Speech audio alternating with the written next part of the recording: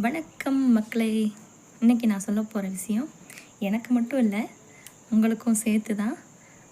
ஐ மீன் என்ன மாதிரி வெயிட்டாக இருக்கிறவங்களுக்கு மட்டும். சரியா? இப்போ நான் என்ன சொல்ல போகிறேன்னா,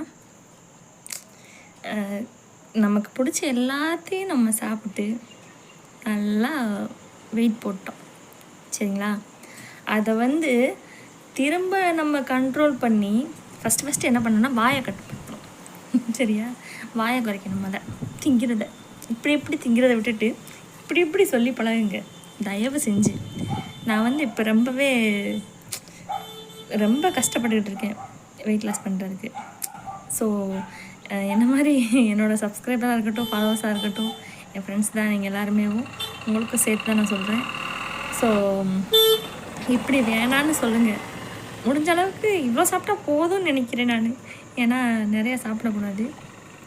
சாப்பிட்டு வெயிட் போட்டு திரும்ப நம்ம அதை கண்ட்ரோல் பண்ணி நம்ம பழைய லைஃப்க்கு நம்ம திரும்ப முடியுமான்னு யோசிக்கிறப்பவே தலையெல்லாம் கிறுகிறுன்னு சுற்றுது. ஆமாங்க, முடியல.